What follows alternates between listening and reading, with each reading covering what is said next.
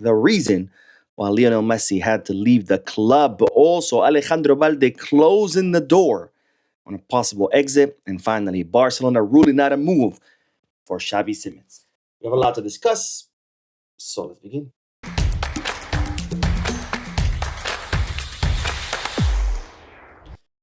Hello, everyone. Welcome to the channel. My name is Boo, and today is my final day in Scotland, the final day of my vacation. I'm very, very sad.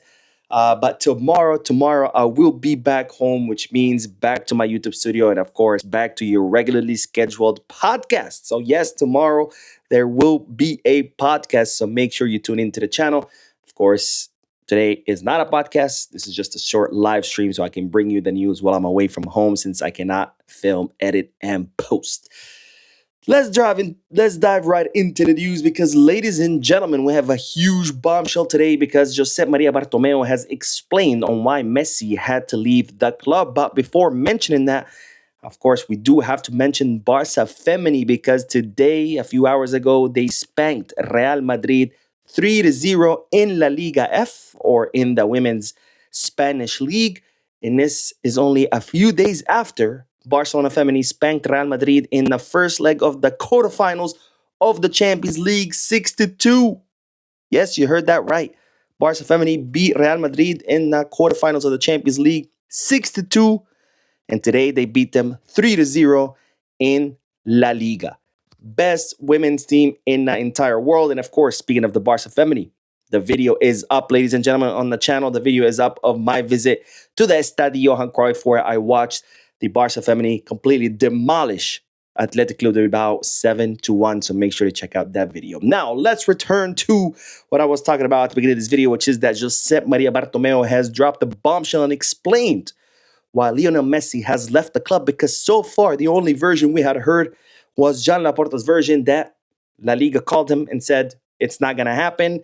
And this is why Lionel Messi was not renewed, and that's why Messi ended up leaving the PSG. So pretty much the only version we had so far was Laporta blaming it completely on Javier Tebas, saying that it was Javier Tebas who did not allow us to renew the contract of Messi, which, of course, was one of the toughest days in the history of Barcelona. One of the toughest days for me as a Barcelona fan, have to see Lionel Messi crying on that podium, announcing his departure, and then watching him join PSG. Now, let's look at what Bartomeu said in regards to Lionel Messi's departure, because the former Barcelona president said if they had done what needed to be done, it would have been perfectly possible to renew Leo Messi's contract and sign players. It wasn't the legacy's fault, but rather financial fair play, because the new board inflated the losses to 555 million euros. When La Liga received this, it decided to carry out a second audit and concluded that the losses were not as stated, as there were provisions amounting to 283 million euros. But Barca decided to stand by its proposal. La Liga applied the rules, and the club lost a financial fair play penalty, which to this day it has still not recovered. Now, this is Laporta's statement. So, ladies and gentlemen, huge bombshell. Bartomeu explaining that no, it wasn't that just Tebas said no Messi and that's why he left, but instead it was because Jean Laporta and his board inflated the club's losses. And by inflating the losses, of course, that took away Barcelona's financial fair play, which then we weren't able to register Messi's contract renewal, including the contract renewal where Messi even offered to accept half of his salary. So this is huge. Now, let's give you a little bit of background, because here, obviously, the truth is somewhere in the middle, because then we're going to cover John Laporta's response to Bartomeu's statements, because Bartomeu is saying that Laporta inflated the loss to 555 million euros. When La Liga did its own audit, it turned out that the losses were actually half of that. Now, why would Laporta and his board inflate the losses? Well, it has to do with what Bartomeu was also doing, which was also not right, because Bartomeu was actually doing the opposite. He was inflating, not the losses, but the value of the squad, right? In order to hide how much Barcelona were losing money. When Laporta becomes president, he notices that Bartomeu was inflating the numbers, making the club look much better financially. So what does Laporta decide to do? He decides to correct the numbers, right? Now, this third party auditor says the losses were actually 287 or 283 million euros. Bartomeu had inflated the numbers to where it didn't seem that we were at 283 million losses. And Laporta inflates the losses to make it seem that it's double. So here we got both presidents lying to us. One, Bartomeu, pretending that there were no losses. And two, Laporta, pretending that the losses were much bigger than what they actually were. Now, why did Laporta do this? Well, pretty simple. It has to do with the bond. When you want to become a Barcelona president, you have to put up a bond, okay? And this bond is a percentage of how much the club makes. It's like a specific formula. It's tens of millions of euros. You put up that bond, and that bond gets held in escrow until your presidency is over. When your presidency is over, if there are huge losses, they are because of you. You as a president cause those huge losses, you lose that bond. The club keeps that bond, says you messed up, so we're going to take that money and keep it. So Laporta, seeing that there were losses, in order to cover his butt, he made him seem much, much bigger to give himself more cushion. That way, when his presidency is over and the club says, all right, there were losses, so we're going to take the bond away, he gets to say, no, no, no, no, no. Those losses were from Bartomeu. It was 555 million euro losses. But in reality, it was only 283. So by doing this, Laporta was covering his butt as far as his bond, but at the same time, screwing Barcelona's financial fair play, which, by the way, we have yet to recover from because we have not reached the 1-1 rule in 6 years, or 5 years, I should say. So pretty heavy accusations, which goes to show that, ladies and gentlemen, there are no saints amongst these presidents. For all of you Laporta bootlickers who think Laporta is like some godly figure that can do no wrong, well, you're wrong. He is just as corrupt as they all are. Obviously, not as worse as Bartomeu, because Bartomeu is the worst president in the history of the club. But this is why it goes to show that you should never, ever blindly follow any Barcelona president or any player or any coach. The only thing you should blindly follow is the club itself. And that goes for anything in life, by the way. That goes for presidents of countries, prime ministers, whatever. You only applaud them when they do good, but you call them out when they do bad. You don't just blindly follow someone, because this is what happens. Not to mention, you end up looking incredibly stupid. Now, let's look at Laporta's response, because, well, he tried to explain why Messi left. Laporta said, I did what I had to do. Leo was nearing the end of his career and we needed to build a new team. Would I have liked to build the new team with Leo's help? Yes, we tried, but it wasn't to be. So Laporta here kind of changing his story. His story so far has been that it was Javier Tebas who said no. Now it's kind of like, oh, we were trying to build a new team and we needed new players, fresh blood. So that is a clear indication that, well, there is some truth to what Bartomeu has said, because now the story is changing. Now it's not just, oh, it was Javier Tebas and that's it. Now it's like, no, we needed fresh blood. So you be the judge. Here are the statements. You tell me which one you think is true. I think both of them are telling somewhat the truth, and both of them are also lying.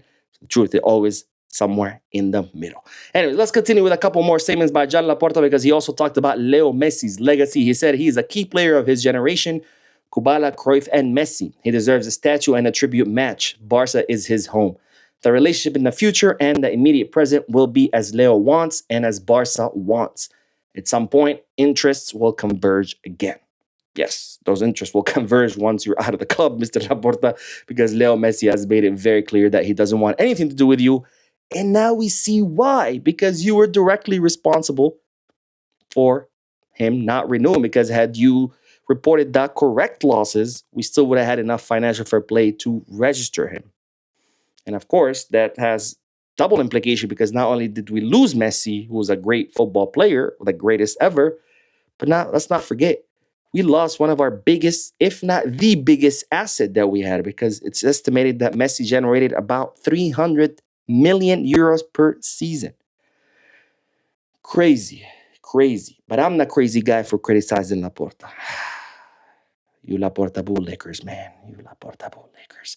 Anyways, let's continue because finally Laporta talked about the whole Negreira case and he said, I've always felt that we have to be far superior because the referees don't favor us. Here, it seems they always help Madrid.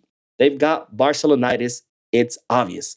Now they're criticizing us for hiring someone who had been vice president, whilst they've had presidents of the referees committee linked to Madrid. And of course, here, Laporta making a great point, which I always agree with that.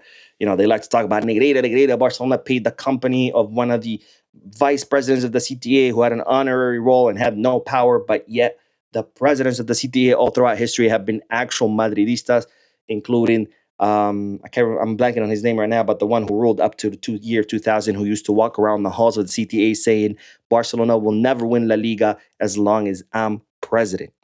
Google it. That actually happened. Anyways, let's move on to the next bit of news because guess who trained today at the Ciutat Esportiva during the FIFA international break? It was no other than Ansu Fati, who's currently on loan at Monaco, and his buddy Paul Pogba, who is also currently a Monaco player. The two of them played together at Ciudad Esportiva. It was really good to see Ansu Fati back on Barcelona grounds. Most likely he will be back next summer because I don't see Monaco keeping him. And there was some controversy on social media that I came across with people criticizing why Ansu was wearing the number 10, saying that was disrespectful to Lamine Yamal. I don't think that's disrespectful. He probably just wanted to wear a Barcelona short, and his only Barcelona shorts that he has was from when he was the number 10. I don't think this was any insult or disrespect to Ansu Fati. I mean, Paul Pogba is wearing the Argentinian training outfit. Nobody's saying, oh, look at Pogba disrespecting the Argentinians or disrespecting the French because he's French and he's training in Argentinian clothing.